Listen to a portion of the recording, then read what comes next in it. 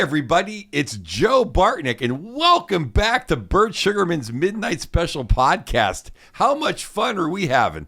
Last week was some fun stuff with AC/DC. This time we're going back to another band that has some Australian roots, a lot of England roots, and just a lot of roots everywhere. The great, the immortal, the Bee Gees. Yeah, are we having fun? First of all, I just want to thank everyone for checking us out, and I'm so happy we are building a community here on this channel, the Midnight Special YouTube channel of music lovers, and I hope that this is one more place that we can all share our stories and our appreciation of the greatness of the greatest music era of all time. But we may be a little biased, right? Absolutely, we're biased, yes.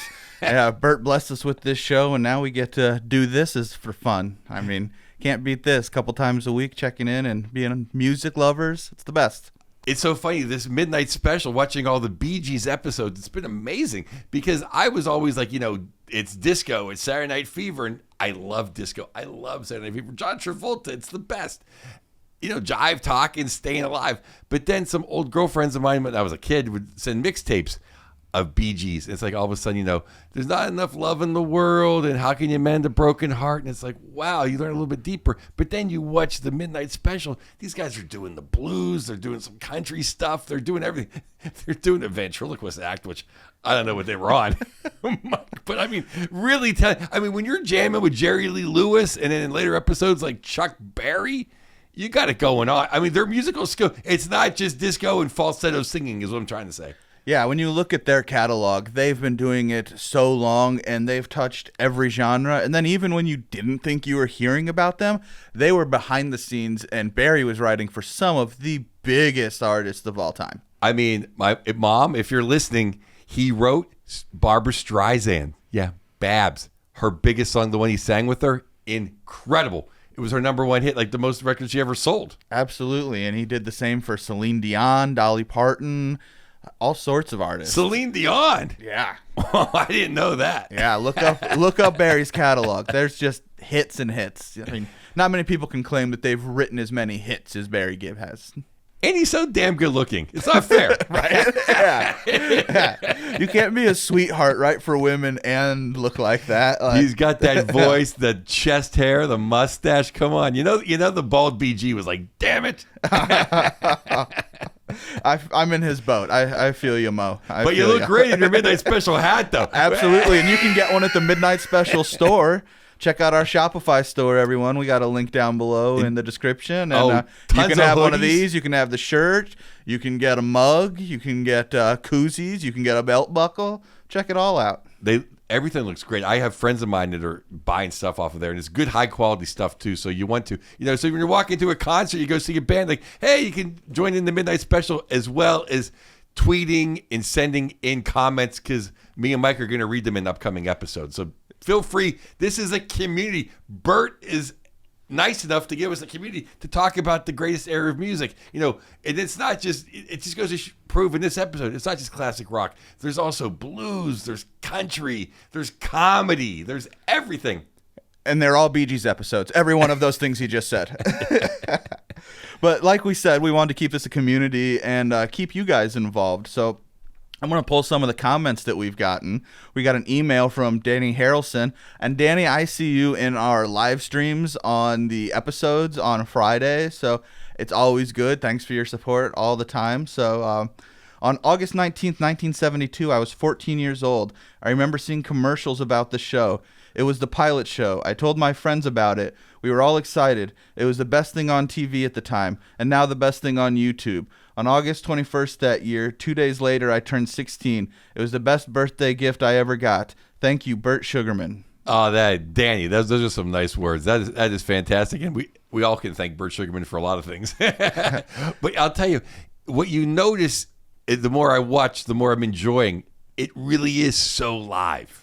Yeah. It's not canned, I don't want to, like, solid gold kind of, they're playing the record. Like, it's live music, and there's nothing better than live music. And there's so many different duets and mashups that you'll get to see with the Bee Gees today as we talk about that was something that the Midnight Special gave that you didn't really have back then. So providing that stage for artists was great. Yeah, I mean, the Bee Gees literally jam with Jerry Lee Lewis, the Killer, Helen Reddy, who's like a saint, and Chuck Berry, who's like the devil, who I love. I mean, how do you go from Chuck Berry, Jerry Lee Lewis, and Helen Ray? That's how much they expand everything, the Bee Gees. And you left out one of my favorite covers of Hey Jude ever with Wilson Pickett. Oh, my God. And Wilson Pickett, absolutely. They were partying with Wilson Pickett. Wilson was having a good time. So I cheated a little with the comments since we haven't had any episodes out for you guys to comment on of the podcast. So I pulled some from our most recent releases on videos. And I loved what Scott Sherman 6889 had to say about All Along the Watchtower from Dave Mason. Dave Mason Certified Live was an awesome live album, one of the best but hard to find. His house in Malibu was called Mariposa de Oro. I don't know what that is. On his birthday in 1978, we took a card and left it at his mailbox. How sweet is that? I like, it was funny. Now Dave will know who was stalking him back in 1978. He probably thought it was some broad. Thank God. It's like, oh, it's just a nice teenager. And then another great Midnight Special comment on Jungle Boogie from Kool and the Gang from Uncle Mark. Oh my gosh, this is so tight. What a great band. My older sister had this on a 45 record. I played it randomly one day, and that was the day I learned what R&B and funk really was. Awesome. Yeah, I mean, Kool and the Gang. I mean, everyone remembers Celebration. Jungle Boogie from Pulp Fiction. Just incredible. Oh, so many of those classic songs that you see on Midnight Special. For my generation, I heard it in movies first, and then I'm seeing the act now on Midnight Special. Yeah. I'm like, oh, that's from this. I mean, like last episode, I said Thunderstruck I only saw in football movies, and then finally saw AC/DC later. That's so funny, like Kool and the Gang. I mean, you really know you're cool and have to be cool to name yourself Kool and the Gang. With a K. Yeah. So one of the other segments we want to keep going with you guys every week is sharing some old school cool photos. And we'll get some of Joe in here, and we'll get some of Bert's things. But since we haven't had any submissions from you guys yet, because the podcast is fresh and you haven't heard any episodes yet to know my call to action, I'm going to cheat and show you a photo that I'm grateful to have now that isn't old but very cool. And it's a picture that I took at the Dodgers game that Bert and Mary took me to, and I got to bring my parents, and it was the Cubs versus Dodgers, and we all got to sit in the front row, and they got to tell all of their friends about the game, and they all got to turn on and watch us watch the game for the entire time, which is a little awkward because they can see you checking your phone, and then they say, hey, quit looking at the phone, you're in the front row, and then you tell them, well, quit texting me. But it was such a great time, and it's a memory that I'll always have and get to cherish with Bert and Mary and my parents. It's so great, and I know you cherish it, Mike. There's nothing better in this business to be able to do things that your parents can be involved in and appreciate. Yes, that's the best feeling because they're like, oh my, because I have a successful sister. So anytime I can do anything, we're like, hey, the other kid's doing okay.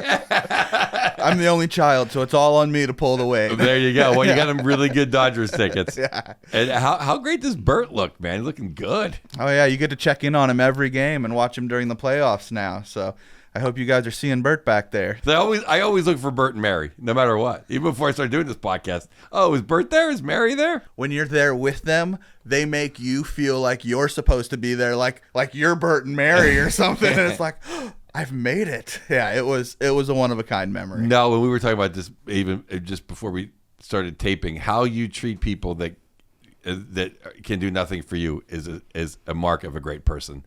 And I'm so happy that they treat everybody great. I didn't doubt them because they treated me great, and I'm nobody. So it's just they're such great people. And thanks, Bert. We're talking music on a podcast.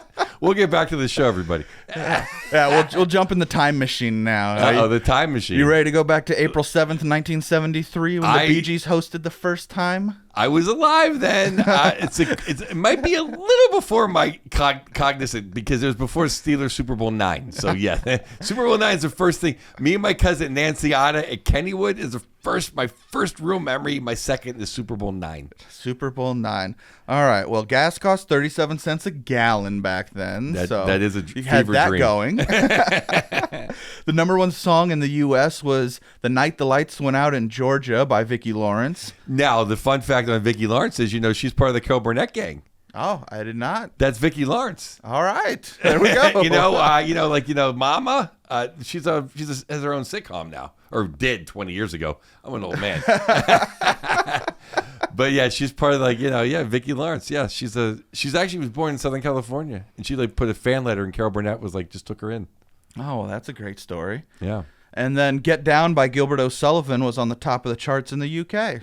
The UK. Sometimes they're right and sometimes they're wrong in the UK, though. Yeah, speaking of more hits and chart toppers at the time, the martial arts movie Five Fingers of Death was in theaters, and America was in the early stages of the Kung Fu film craze. Have we left the Kung Fu film craze? I think everyone still loves Kung Fu film. Every generation has their thing. I had The Matrix. Yes. Yeah. Well, everything. There's been martial arts since the Kung Fu phase. Yeah. Easy for me to say. Yeah, no. I mean, even Seagal is doing Aikido.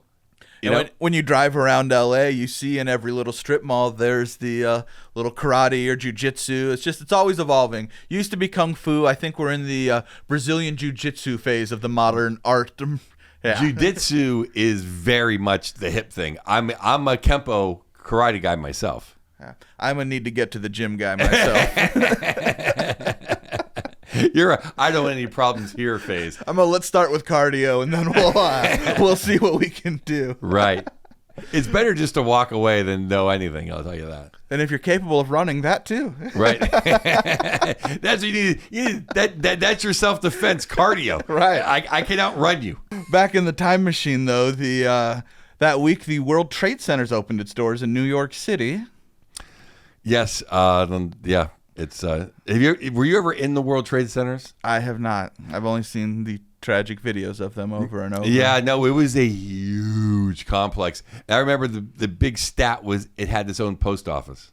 Oh wow! It had its own number. You'd have to. There was so many much mail things in there. Yep. That had its own. So you know how there's states that have 4 zip codes. Mm-hmm. Like Wyoming has 4 zip codes. Wow. The World Trade Center had its own. That is crazy. All right. Well, also singer-songwriter, producer Pharrell Williams was born.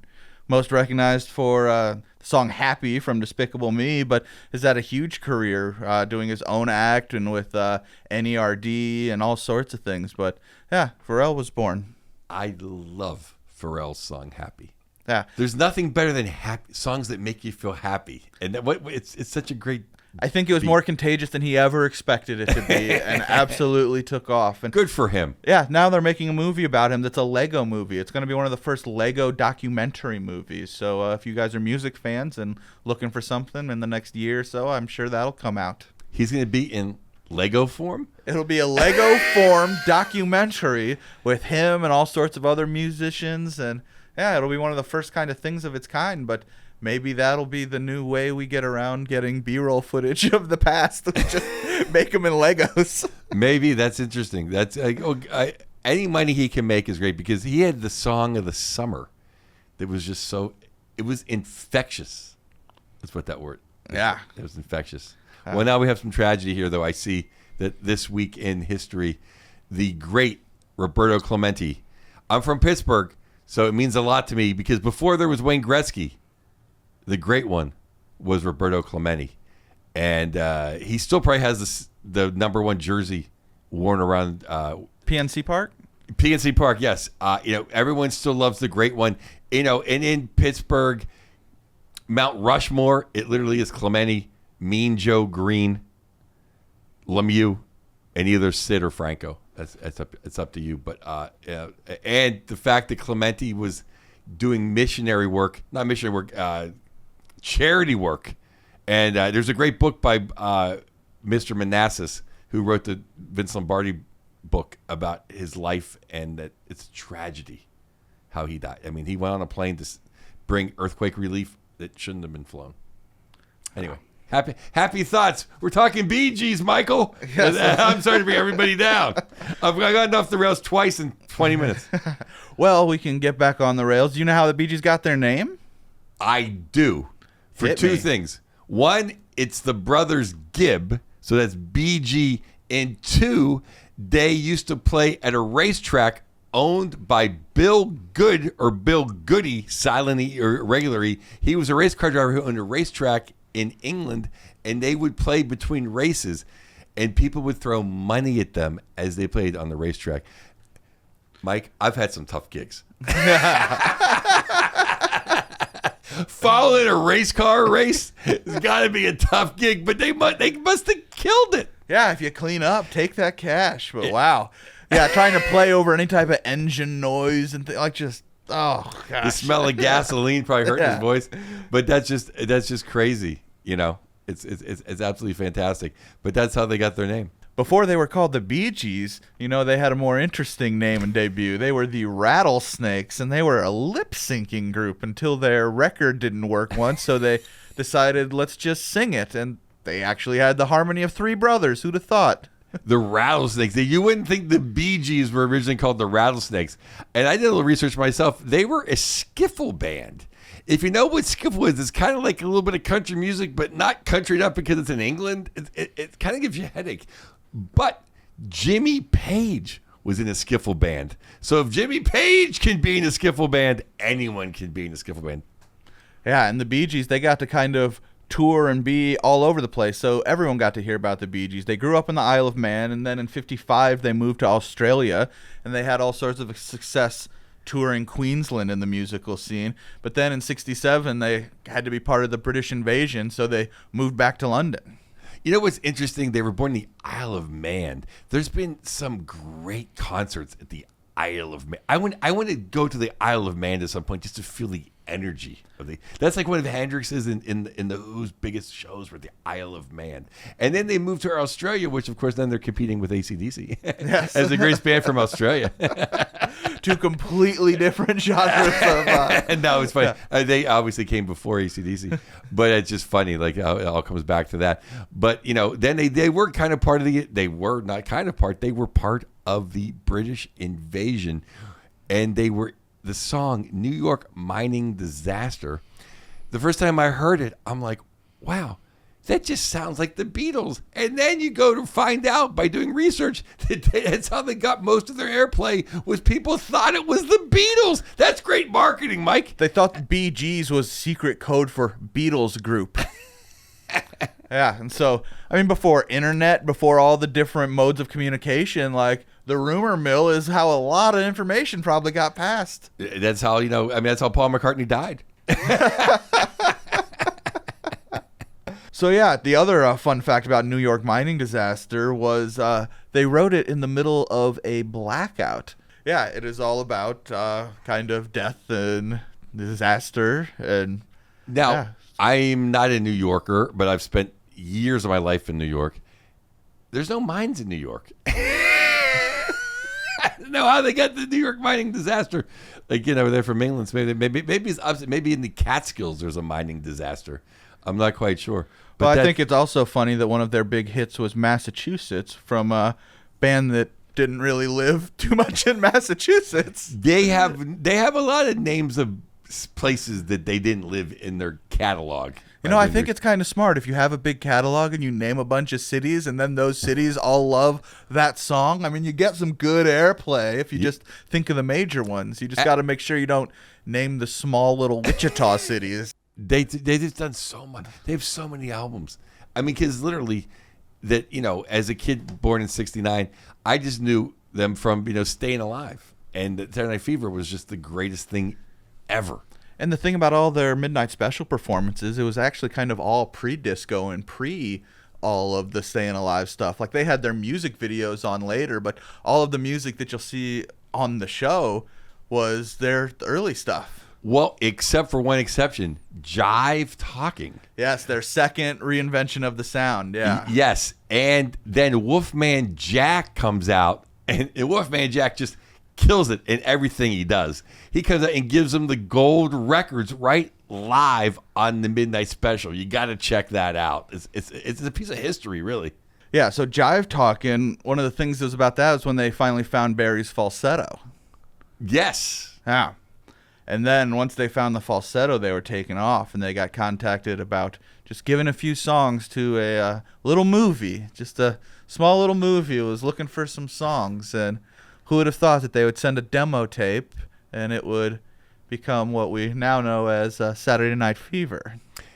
When I mean everybody had that record, I mean Everybody had that record. And I'm just a little, 7, 8-year-old Italian kid growing up in Pittsburgh, and I was just disco dancing for constantly. And my parents, they were, Sinatra, Dean Martin, the Carpenters. They weren't exactly rock and rollers. Like they like the Beatles and the Stones in the early 60s, but that was really it. And then Saturday Night Fever comes out, and they had that album, and me and my friend Jason, we would just sit there and dance to it constantly. And then the movie, it's John Travolta. Travolta is a sweat hog. He was Vinnie Barbarino. Like, we used to have the Welcome Back Carter trading cards. It was more important having a Hank Aaron was having a Vinnie Barbarino. I mean, it was the biggest thing ever with Saturday Night Fever. And the funny thing was, is I heard that Travolta said that in the beginning he wasn't even dancing to the Bee Gees because the Bee Gees didn't even put that album out yet. He was dancing to different bands. They were dancing that wasn't even disco, really. It was a demo tape that they originally sent in to the producers. Well, the producers requested, of course, and then quickly they sent them 5 songs or so without even reading the script of like, hey, here's some of the stuff we're demoing and working on right now. That demo tape contained Stayin' Alive, More Than a Woman, If I Can't Have You, How Deep Is Your Love, and Night Fever. Night Fever was eventually what they changed the title of the movie to make it Saturday Night Fever because Barry said, Night Fever, it sounds good, but your film's going to sound a little like a skin flick. Yeah. So Saturday Night Fever was the title, and then John Travolta was talking and said, hey, you think maybe Academy Awards or something once it was so successful? And the producers joked, like, this is a dance and music movie. Yeah, Travolta was nominated for Best Actor in Saturday Night Fever. The next time it was like 20 years later, was for Pulp Fiction. And the funny thing is, I love both of those roles so much, I say them in my special. I have a Travolta joke where I say literally Vincent Vega from Pulp Fiction. It's the best. Travolta does immerse himself in some of these characters enough. I mean, just in Grease, like, he is one of those, you can't knock anything about his acting. Like, he fully becomes some of these guys. Mike, you talk about segues. You're a professional. Barry Gibb wrote the music to Grease. Sung by Frankie Valli. There you go. How incredible is Barry Gibb? I mean, it's too much. It's too much. It really is. He should be reincarnated as a snail next time because he got everything this time. Oh, poor Barry. That snail would have the best hair ever, though. Like, no matter what animal he is, best hair. Oh, he will have best hair. Sorry. I mean, Barry Gibb is he's too much. One of the fun facts about the song Stayin' Alive was they were some of the pioneers of drum looping. Their drummer, I believe a family member had health problems, and he had to leave Miami and go back to England. So they took some of his drumming and looped it. And by the time he got back to actually do the drums, he heard it, and everyone had fallen kind of in love with it. And he was just like, oh, man, that's really good. We got something here. Well, that's funny because what I have here, it's Colin Peterson is the only real drummer of the Bee Gees. And the other one is Vince Maloney was a guitar. Because I remember watching going, well, it's funny they don't name any other guys in the band. The bass player will die anonymous, but the drummer is definitely Colin Peterson. I'm sure some of our diehard fans will be able to tell us all of the different iterations of the band and leave it in the comments. Like, we want to have a community here that can educate us because, like I said, I wasn't alive for any of this, so I'm doing a book report to keep up, and it's such a fun book report to get to do. Yeah, I mean, these episodes are really amazing. If you like classic rock in any format, I mean, in these episodes, there's blues, there's fun. How funky they got with Wilson Pickett. Are you kidding me? It is my favorite performance of Hey Jude ever. They all end up lying on the floor by the end of it. I didn't know they had this much range as far as just playing rock and roll and blues and soul, and then in one of these episodes they do a Beatles tribute where they sound exactly like the Beatles. So I just want to fire off a couple more fun facts about Saturday Night Fever, and then we'll jump into the Midnight Special performances. Okay. But 4 of the singles from Saturday Night Fever hit number 1, which is unheard of at the time. And they also won a Grammy with a movie soundtrack, which is another thing that didn't happen. That's not normal. So that soundtrack, like you said, the amount of albums it sold, it was the record for albums sold at the time. I'm sure things have passed it since, but at the time, it was the best thing there was. Yeah, I mean, literally everybody had a copy. I couldn't think of something that everybody had in the 70s. It was undeniable that everybody had a copy of that. Well, they were such legends that in 1997 they were inducted into the Rock and Roll Hall of Fame, as they should be. And thankfully it was while all 3 of the brothers were still with us. Mo passed of complications with abdominal surgery in 2003, and then Robin passed from a long battle of cancer in 2012. And they were just about to get back together, which would have been amazing. Here's one last fun fact about the Bee Gees. They had 9 number 1 hits. Only the Beatles and Diana Ross and the Supremes. Yeah, and talk That's about the some deep Mount end of the- Rushmore of... That's the deep end of the pool. Yeah. Yeah. And then the amount of hits that he wrote, I mean, gosh, yeah. And then, don't forget about, we haven't said a word about Andy this whole time. Yeah, a very talented brother. I remember he died tragically first. Yes, but yeah, also hits. Yes. Yeah, and Barry produced his first record, too. Everything Barry, he's Midas. Hitmaker. Yeah. Something in those hair, those teeth. Like, he just made a deal that... The chest hair. Yeah. Oh, God. All right, well, let's get into their performances on the Midnight Special, because they hosted for the first time April 7th, 1973, and they performed some of their hits like To Love Somebody and Lonely Days and I Saw a New Morning, and a medley of New York mining disaster 1941 and Massachusetts and How Do You Mend a Broken Heart. And that was the episode that they duetted with Jerry Lee Lewis and did Money. Yeah, and it's just so funny when you see these 3 guys, British chaps, if you will, just getting down with the killer. Yeah, and they had him on the piano, and Barry just going for it on that song. Like, he had all of the energy. That was great. And that episode had another killer lineup on it.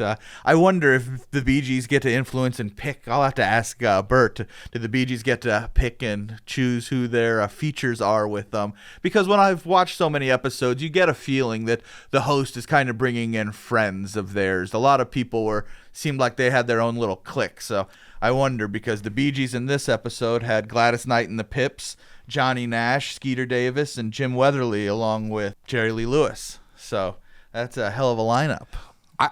I'm always just not shocked, but I just really enjoyed how, we'll get to in a later episode, how they hung out with Chuck Berry. Now, we all know that Chuck Berry, had trouble getting along with Keith Richards. Chuck's a tough nut to crack, and these old guys like the Killer. I mean, the Killer had it out with Elvis. So the fact that the Bee Gees have, the respect of Jerry Lee Lewis and Chuck Berry is pretty good. Oh, absolutely. So the next performance that they had on the Midnight Special when they returned to host was just a few months later, June 22nd, 1973. And that's when they did their Beatles tribute, of course, with the duet with Wilson Pickett that we talked about. But they had a great slideshow on stage. And Midnight Special was good about kind of implementing green screen and effects before many other people did. And that was cool to see. I mean, does it feel rudimentary now, 50 years later? A little, but at the time, the things that Midnight Special was doing was cutting edge. I was thinking about that watching that episode, how the background light show was pretty gnarly for 1973. Yeah. It was imagine just sitting in your house smoking some brown weed at midnight in 1973. You'd be like, whoa, this is amazing. Yeah. Also on that episode, Steve Miller Band was in there. They crept in and did Living in the USA and Shuba Da Doo Ma Ma Ma Ma. You know what was great about that? It was very psychedelic, and Steve wearing the wife beater So young looking. Very young. But they living in the USA, and he kind of dedicated to some politicians. It was pretty cool, man. It was edgy in those days. Steve Miller always felt like he had that edge, and even his rock and roll speech always had at the Rock and Roll Hall of Fame. Like, it's always had a little edge to Steve Miller. Absolutely. Yeah. But the legend John Kay was in that lineup, as well as Maxine Weldon and Jimmy Spheris. So some other hit makers in there. Yeah, check out John Kay from Steppenwolf on that episode. Yeah. It's a classic. So the brothers were back August 10th, 1973 for their own British Invasion episode. And on this episode, they brought with them the Hollies, Herman's Hermits, Wayne Fontana and the Mindbenders, the Searchers, Billy J. Kramer and the Dakotas, and Jerry and the Pacemakers. I was really privileged to listen to Wayne Fontana and the Mindbenders. They had some killer songs. I had no idea who they were, but it's those songs. It's a fun episode. So I always loved the Long Cool Woman in a Black Dress by the Hollies. I feel like that, I'm not sure if it was a movie or if it just happened to hit the radio streams right, but that was one that withstood the test of time, and I knew the lyrics when it came up. And it's like, this, I know this. Why do I know this? And yeah, that was my song from that episode. And then their fourth and final time hosting was the episode from October 12th, 1973 that they played with Chuck Berry. And they did the classic Johnny Be Good and then Reelin' and a Rockin'. I am a huge Chuck Berry fan. Basically, you guys know, he invented rock and roll. So they got to do Reelin' and a Rockin'. Now, to bring it forward, George Thorogood does a Reelin' and a Rockin', and he does the same thing where they go, but he's like, what are the obscenity laws in this? And literally, for 70s television, Chuck got away with some good innuendos on this episode. And even the Bee Gees were it was a down and dirty with Chuck Berry, and he crushed. Chuck Berry rules. The energy on that stage, unmatched. I mean, really, October 12th, 1973, the fourth Bee Gees episode with Chuck Berry, King Crimson, Lee Michaels. You got to go back and watch it if you haven't already. It's an incredible tour de force of rock and roll music. That was one of the great episodes that they were on, and so many great performances they had, but they did eventually come back. That was their last time hosting, but they came and joined a few episodes to show their new sound off with Jive Talkin' and Nights on Broadway. And that's when Wolfman Jack gave him the gold medal. Exactly. Yeah, that was good stuff. Wolfman Jack, you heard of Acapulco gold and Colombian gold. This is a real gold. Wolfman Jack is the coolest guy ever. And then the Nights on Broadway, I mean, I know Jive Talkin' was also done then, but Nights on Broadway seemed like that might have been like the first kind of white person disco song there was. We can get into some of the comments now from our Bee Gees fans because there's so many of you out there. We've had more requests for Bee Gees songs when we were first starting the channel from everybody than about any other artist. They had been on so many times in that first year and such a fandom. Well, you would think, I mean, there's just a billion Bee Gees fans. I mean, who doesn't like the Bee Gees? Marty Hogan emailed, since 1967, I had an affinity for the Bee Gees and listened as their career went up and down. Freshman year in college, I heard Jive Talkin' and was hooked, not knowing it was them. It was a highlight that fit perfectly with my college life for the next several years. Little did I know that the Midnight Special showing was just the start of a landslide of immense fame. I felt it was going to be a one-shot deal. Then Andy Gibb hit the sound waves. It was when another jolt of amazing talent. I never thought I would get to spend a late-night evening in a hotel with Andy and his entourage in San Francisco in 1986, much less I never imagined I would meet the three brothers on a chance trip to Miami in 1997 outside of the studio with photos. You should send us those photos, sir. I will put those in the episode. You buried the lead, Marty. Yeah, that needs to go in our old school cool section. Never one to pass up an opportunity. I again met Barry in Manchester in 2013 on his solo tour, but it was the Midnight Special that brought their magic back into the world and started a renaissance for me and fellow fans. Well, that's great. Yeah. Send the photos, Marty. Yeah, we'll got to put that in our... Yeah, you'll be featured twice now. Stephanie Jean, I got to see them in July 1979 at Dodger Stadium in L.A. for their Spirits Having Flown tour. I saw pictures of that tour in the documentary. Oh, my goodness, was it nuts. That tour was all over the world, sold out. Whoa. Imagine the party they had in 1979 Los Angeles Dodger Stadium. The Bee Gees. Oh, my God. Well, I bet Bert was partying there. So it was the summer before my senior year in high school. I went with a friend and her mom. It was a fantastic, magical night. And even though the stadium was packed with 56,000 people, we managed to make our way out of the seats and down onto the field for a closer look at one point during the show. They did many of their disco hits, Stayin' Alive, Night Fever, etc., as well as some of their old stuff like New York Mining Disaster and others. Of course, they also did songs from the album like Tragedy and Love You Inside and Out. A great memory for sure. It's nice they played some of the old hits for the old fans, like her friend's mom. And Bee Gees spanned so much time, like you... If you're picky, you might like their disco stuff and not something else, or like their early stuff and not the disco stuff. But they've had so many sounds you got to have something you like of the Bee Gees. Well, it's like a lesson, too. You go to a concert, keep your mind open. And here's a slow song. You might think, hey, let's go get some popcorn or a beer or use the facilities. But, hey, no, you like this song. And you have to have a couple slow ones for the couples. Yeah. It can't all be dancing. I'll read this one from Akia 77. I was born in 77. Well, there we go. When they hit super big, I always liked them, but didn't dig into their music until 2 years ago. But I remember that my sister had the Living Eyes record, and I really liked the songs on it. I was maybe 8 or 10 years old. Then I forgot about it. But then I heard Wildflower here on YouTube, and I remembered that I liked that record so much. I always remember watching Stayin' Alive and You Win Again music videos on MTV as a teenager. Yeah, I mean, everyone remembers the Bee Gees. Easy Mac Music 2979. After 50 years of wishing I could see this episode again, I found it. At 29:45, I'm the squarest guy in the audience wearing my white shirt with the Greek letters for Shamdalai Alpha Fraternity. Hey, you got to represent. Awesome.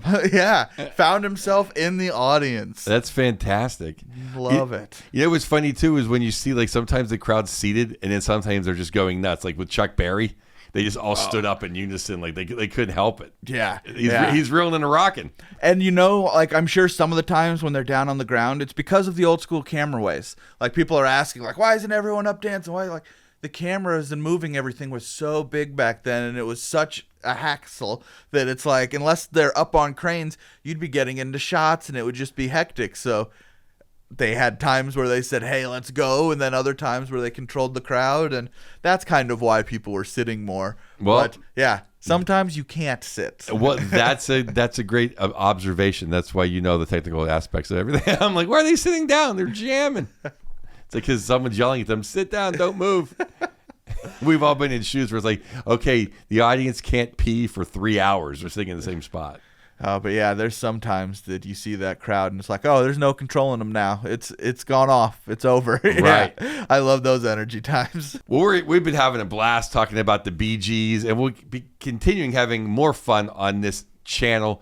And when you see someone out in public and they're wearing a Midnight Special shirt or hat, you be like, hey, did you enjoy the episode? Well, you hope you did. And if you want to get merch, we have all of the great merch, the t-shirts, the hoodies, the hats, the mugs. You can get the merch at our store, Shopify, which you can find on the link below the show description. You can become a YouTube member for $4.95 and see the Midnight Special episodes every Monday morning, and join us for the live chats Friday nights for our weekly episodes of the Midnight Special.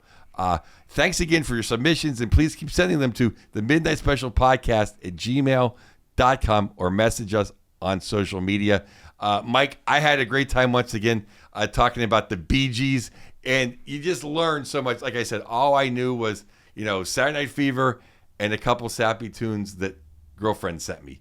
I dug in and just saw just how incredible they were. These episodes with Wilson Pickett and Beatles renditions and Chuck Berry. Just so much fun. And once again, I want to thank Bert Sugarman for making all this possible. Always thanks, Bert. We love this. I didn't even get to experience Midnight Special the first go around, which makes it so fun to do the podcast and present the show, because I know there's other people just like me who are going to get to experience it, and appreciate it for the first time for the rest of time. Like, this is a timeless piece of media. So I love that it's on YouTube. I love that we're getting all the support for it. And thanks, everybody. Couldn't do it without you. So let the midnight